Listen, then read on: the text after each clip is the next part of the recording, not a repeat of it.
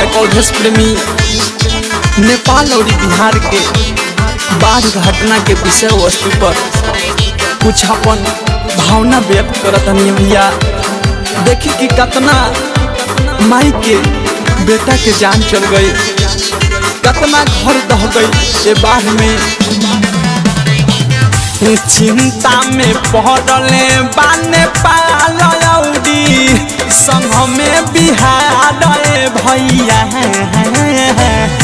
चिंता में पड़ले बाने पालौडी संग में बिहार भैया। कि बाढ़ में दह गईल हमनी गड़ी बाबा के मुँह के आहार भैया। कि बाढ़ में दह गईल हमनी गड़ी बाबा के मुँह के आहार भैया।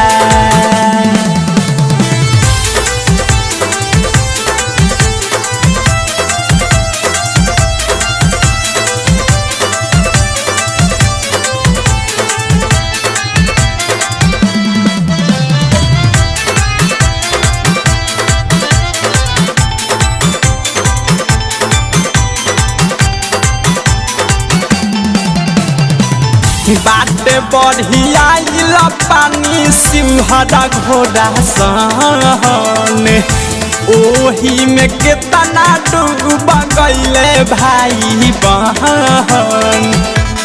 ए भैया कितना लोग के जान चल गई।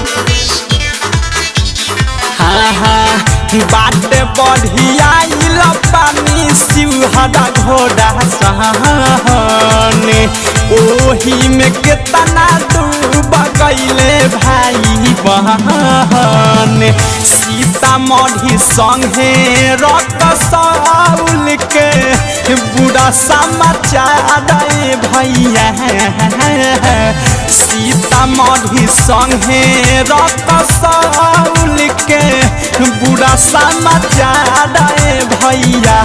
कि बाढ़ में दह गईले हमनी गड़ी बाबा के मुँह के आहार भैया।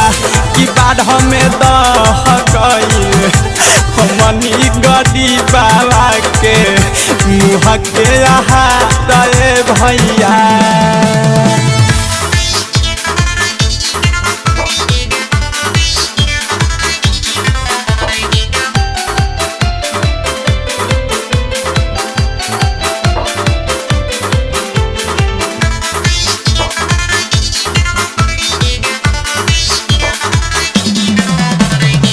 मेहनत किसान के सब गईले दहाई।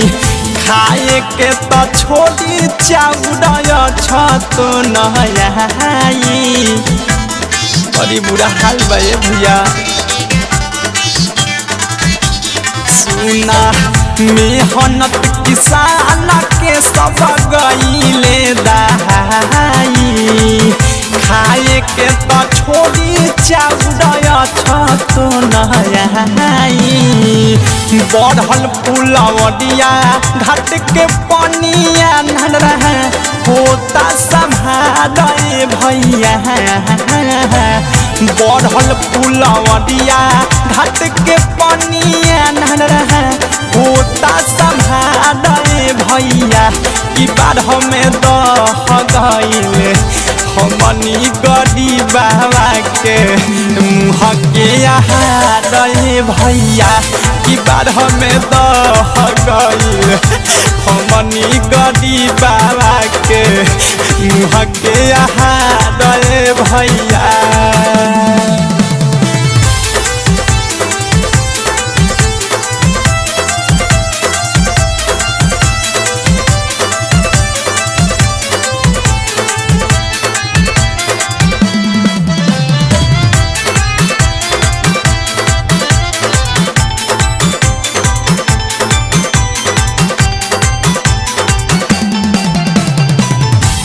सके तो छोड़ी घर टके ना चल। सुना हो गईले कितना माई लोग के यहाँ चल। सब माई बेटा बिना तड़पता। सके त छोड़ी घर हरे टके ना बाचल सुना होई गईले केतना माई लोग के चल राइट डाके सयवध सब प्रेमी संगन रहम गिरे लोड के धारे भैया राइट डाके सयवध सब प्रेमी बिकी गिरे लोड के धारे भैया की बार हमें दह गईल हमनी गड़ी बाबा के मुँह के रे भैया कि सब कुछ लूट गईल हमनी गड़ी बाबा के मुँह के रे भैया की बार हमें दह गईल हमनी गड़ी बाबा के मुँह के रे भैया चिंता में पड़ले बाने पालौडी संग में बिहार भैया चिंता में पड़ले बाने पालौडी संग में बिहार भैया की बार हमें दह गईल हमनी गड़ी बाबा के मुँह के रे भैया की बार हमें दह गईल हमनी गड़ी बाबा के मुँह के रे भैया की बार हमें दह गईल हमनी गड़ी बाबा के मुँह के